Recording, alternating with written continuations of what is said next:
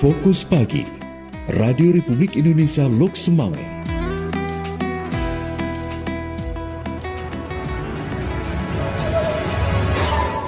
Pukul 6 waktu Indonesia Barat, dari Lok Semawe, Aceh Utara, Radio Republik Indonesia menyampaikan Fokus Pagi.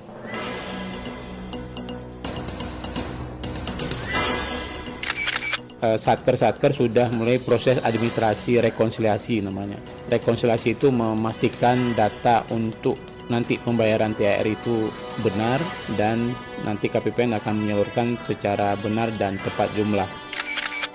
Nah, kita awali dengan makanan pembuka atau takjil itu hanya 10%. Jadi jangan saat berbuka itu jangan kita jadikan ajang balas dendam.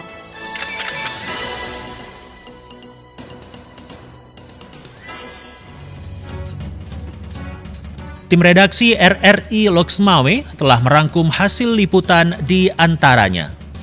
UMKM Ahad Festival berharap publikasi secara meluas. Kodim 0103 Aceh Utara pasang spanduk berantas narkoba. Bersama saya Robi, inilah berita selengkapnya.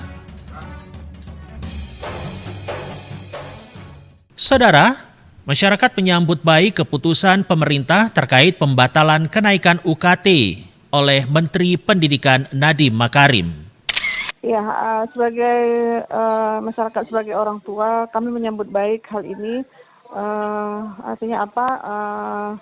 Kita harapkan anak-anak ini nantinya bisa bisa bersekolah di perguruan tinggi dengan biaya yang bisa ditanggung oleh kedua orang tuanya. Mudah-mudahan dengan penundaan ini ke depannya bisa lebih baik.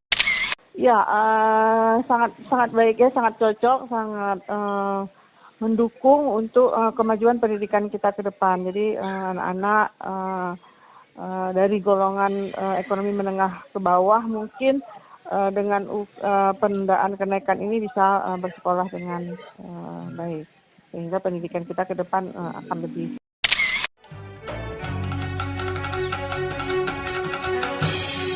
Berikut kita simak wawancara reporter Albara Maulana bersama Rektor Universitas Islam Kebangsaan Indonesia UNIKI, Profesor Dr. Apridar, terkait program pemerintah Indonesia menaikkan uang kuliah tunggal atau UKT. Silakan. Pendengar Pro 1, saya reporter Albara Maulana di saat ini sudah tersambung dengan Rektor dari Universitas UNIKI dengan Profesor Apridar. Assalamualaikum, Prof. Waalaikumsalam warahmatullahi wabarakatuh. Nah, terima kasih waktunya untuk RRI, Prof. Yuk, sama-sama. Prof, pemerintah melalui kementerian itu berencana atau mewacana untuk menaikkan UKT ini, Prof. Untuk di UNIKI sendiri ada kenaikan nggak, Prof? Kami berupaya keras untuk tidak akan menaikkan. Bahkan kami punya program memberikan prioritas yang utama itu kepada anak-anak bangsa, anak-anak yang boleh dikatakan yang tidak mau dibina oleh atau kita tidak katakan tidak mau, tetapi tidak mampu dibina oleh universitas negeri. Sisa-sisa tersebut kami akan upayakan seoptimal mungkin supaya mereka itu Masya Allah. bisa untuk kita berikan kesempatan pendidikan yang lebih layak. Wah, Masya Allah. Makanya kami berupaya keras kepada mereka itu, kami upayakan mencari beasiswa seoptimal mungkin. Masya Allah, Masya Allah. Jadi bagi yang mereka yang tidak juga kami temukan beasiswa, bahkan sebagian besar juga kami memberikan beasiswa dari yayasan kami sendiri. Yayasan kami menyiapkan beasiswa yang khususnya yaitu untuk pembebasan UKT justru. Jadi bagi anak-anak bangsa jangan khawatir ya, masih ada UNIKI ya.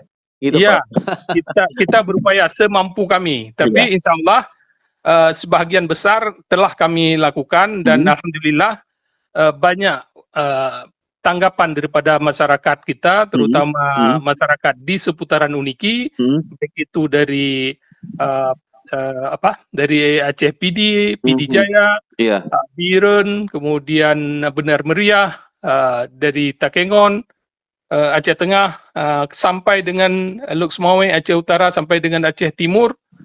itu mereka lebih berorientasi kepada Uniki karena kami punya prioritas untuk program yang mulia tersebut. Oh, Masya Allah. Prof, mungkin tanggapan Profesor terkait soal kenaikan UKT ini sebetulnya kenapa harus dilakukan, Prof? Ini kalau kita mau jujur, sebenarnya pemerintah ini sudah kewalahan untuk menyiapkan anggaran. Makanya mereka ingin menggeser biaya yang seharusnya ditalangi oleh pemerintah untuk mendidik anak bangsa, tapi ini semakin diperkecil. Untuk itu makanya diharapkan biaya pendidikan itu ditanggung oleh masyarakat itu sendiri.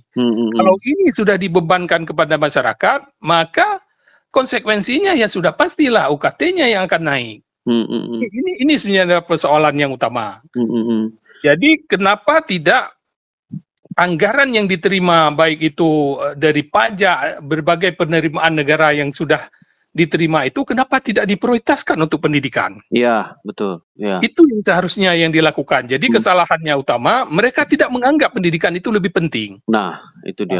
Makanya kita lihat bangsa dan negara kita ini ya tidak akan maju. Karakter masyarakatnya kenapa demikian? Ya karena perlakuannya dari yang dilakukan oleh pemerintah demikian. Pemerintah menganggap itu tidak penting. Yang lebih penting mereka untuk kegiatan-kegiatan operasional administrasi mereka. Jadi itu yang lebih dioptimalkan. Makanya kita lihat bangsa dan negara kita begini, karakter masyarakatnya bagaimana? Kenapa demikian? Ujungnya adalah pendidikan. Agama telah menetapkan bahwasanya untuk sukses manusia di muka bumi ini dengan pendidikan. Sukses di akhirat dengan pendidikan. Sukses dunia akhirat juga dengan pendidikan. Makanya untuk kita bisa beribadah, kita kan harus punya ilmu. Betul. Tapi ilmu itu adalah kunci sukses hidup kita. Tanpa ilmu tidak ada cerita. Kita pasti dalam awang-awang atau dalam artian kita tidak akan punya tujuan hidup yang lebih baik tanpa kita pahami. Betul, Prof. Itu makanya sebenarnya kami menyarankan pemerintah lebih berorientasi kenapa tidak difokuskan pendidikan lebih besar daripada yang lainnya. Undang-undang sudah menetapkan bahwasanya itu minimal 20% dari pendapatan itu untuk pendidikan. Tetapi maknanya itu sebenarnya bukan pendidikan, infrastruktur pendidikan. Infrastruktur pendidikan diambil dari yang lain. Seharusnya itu untuk operasionalnya pendidikan. Itu yang satu. Kemudian kita lihat sekarang tunjangan daripada guru-guru kita yang begitu banyak dengan alasan karena banyak, itu tunjangannya sangat sedikit. Coba kita lihat tunjangan daripada kementerian-kementerian lain. Kementerian Keuangan misalnya kita lihat. Berapa tunjangannya yang begitu luar biasa. Untuk guru berapa? Padahal guru itu dia bekerja sepenuh hati, dia melaksanakan dengan optimal, mengajarkan anak-anak bangsa ini, anak-anak mereka juga yang mereka ambil keputusan tersebut, tetapi penghargaannya berapa banyak yang diberikan? Yang menjadi tanda tanya besar. Maka sebenarnya dengan momentum ini perlu kita gelorakan. Sudah saatnya pemerintah kita lebih berorientasi kepada pendidikan. Karena pendidikan itu kata kunci. Jangan yang lainnya yang lebih diprioritaskan. Urusan hal-hal yang tidak terlalu penting, administrasi, sebenarnya semua penting kita katakan. Tapi lebih diprioritaskan kepada pendidikan, kenapa tidak? Itu yang intinya. Betul, Prof. Baik, Prof. Terima kasih banyak waktunya, Prof. Yuk kembali, makasih banyak. Mohon maaf kalau ada kalimat yang tidak mengena. Kita ganti dengan billahi taufiq wal hidayah. Assalamualaikum warahmatullahi wabarakatuh. Waalaikumsalam warahmatullahi wabarakatuh, Prof.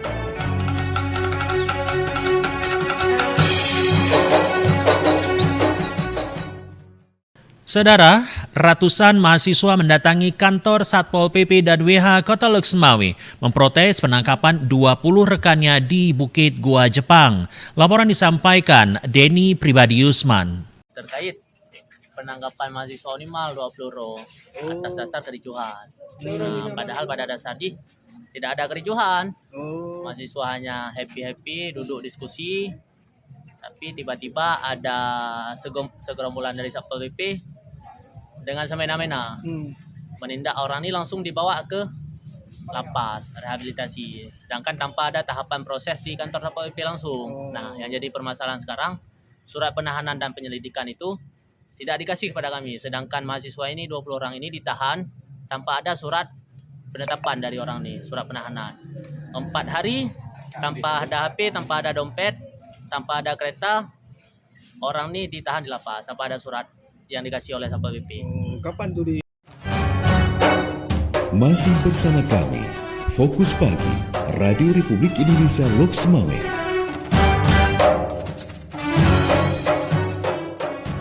Pemerintah Kota Loks Mawé melaksanakan pesijuk atau tepung tawar 172 jemaah haji atau JCH di Masjid Agung Islamic Center Senin 27 Mei 2024.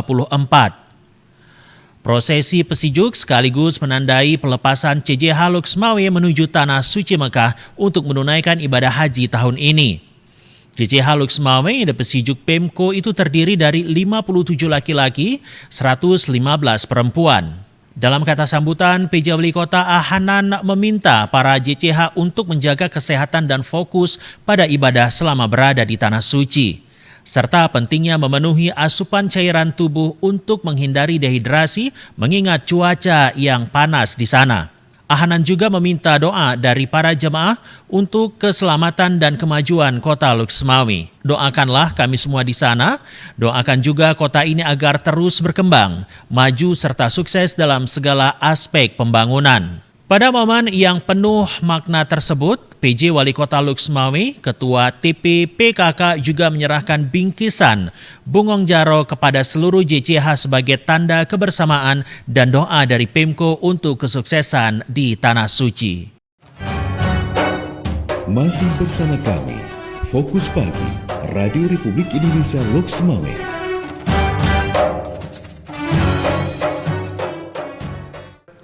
Meningkatkan kesadaran tentang bahaya dan resiko bencana, pemerintah Aceh Utara lakukan pembentukan kampus siaga bencana atau KSB yang diharapkan sebagai garda terdepan dalam penanganan bencana.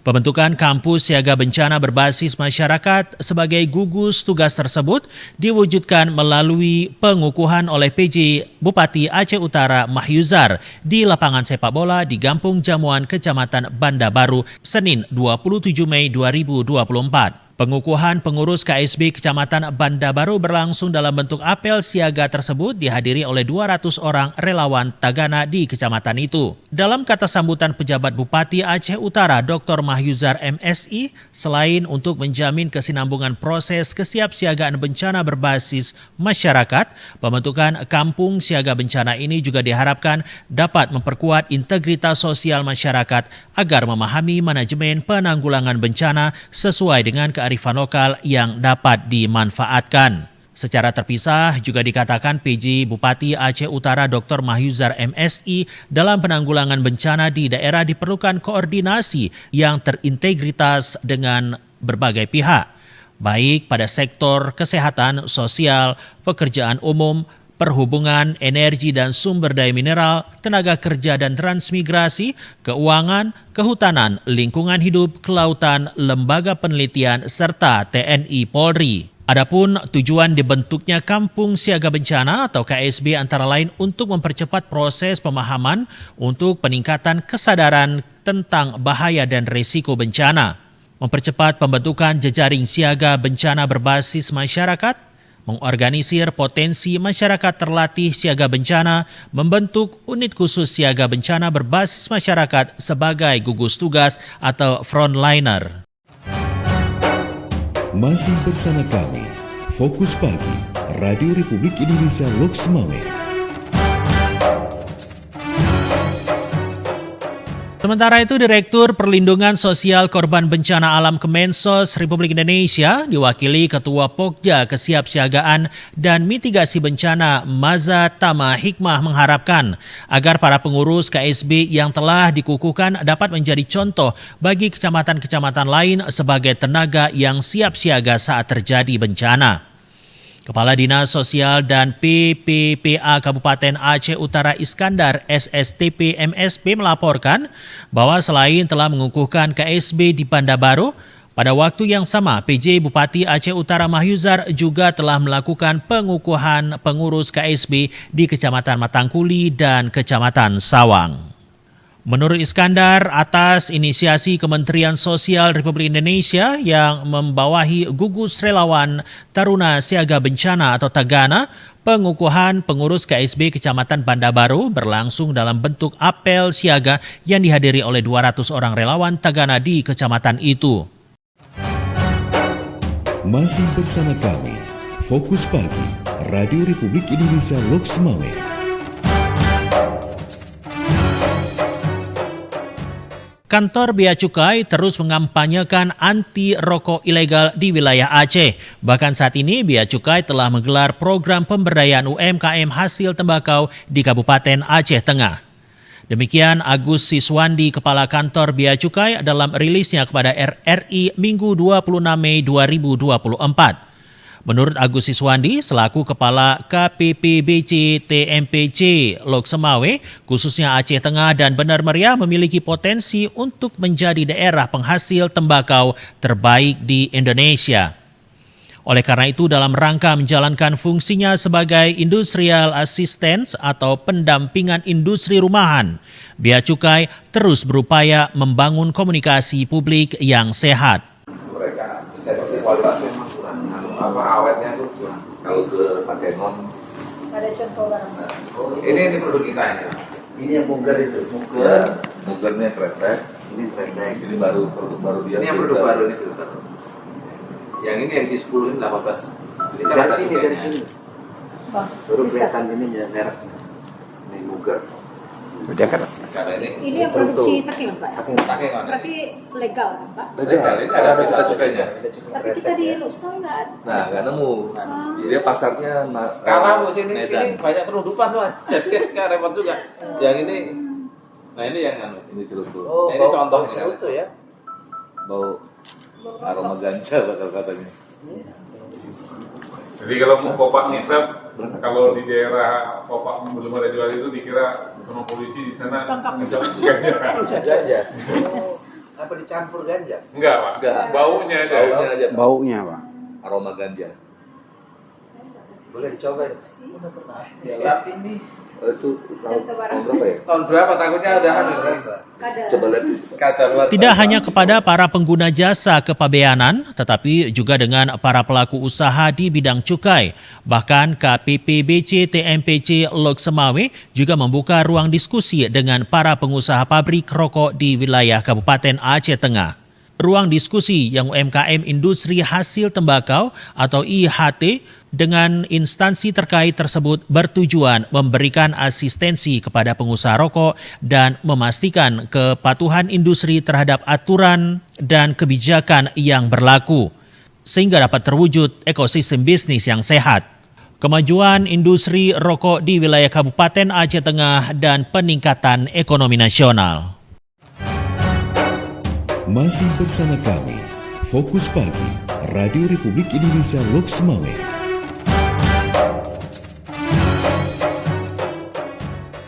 Memasuki minggu keempat bulan Mei 2024, harga ikan tuna dan tongkol di kota Loks Mawé mengalami peningkatan harga Rp5.000 per kilogram. Kepala Dinas Perindustrian Perdagangan Koperasi dan Usaha Kecil Menengah Kota Loks Mawé yang diwakili Kasih Bimbingan Usaha dan Kerjasama Perdagangan Rahmat Syah kemarin mengatakan, berdasarkan hasil pemantauan yang dilakukan pihaknya di pasar tradisional pada Senin 27 Mei 2024, ada beberapa barang komoditi yang mengalami perubahan harga, seperti halnya ikan tuna dan tongkol yang mengalami peningkatan harga. Menurutnya, ikan tuna dan tongkol naik 14,28%, harganya di pasar menjadi Rp38.000 sampai Rp40.000 per kilogram atau naik Rp5.000 per kilogram dari minggu sebelumnya.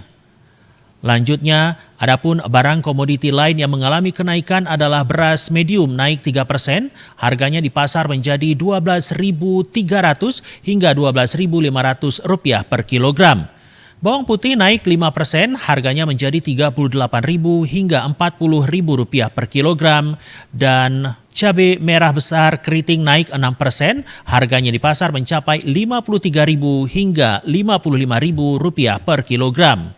Sementara itu ditambahkan barang komoditi yang mengalami penurunan harga pada minggu ini, masing-masing gula pasir turun 5%, harganya di pasar Rp17.000 hingga Rp18.000 per kilogram, daging ayam broiler naik 5%, harganya di pasar menjadi Rp35.000 hingga Rp36.000 per kilogram, serta cabai hijau besar turun 7%, harganya di pasar turun menjadi Rp26.000 hingga Rp28.000 per kilogram.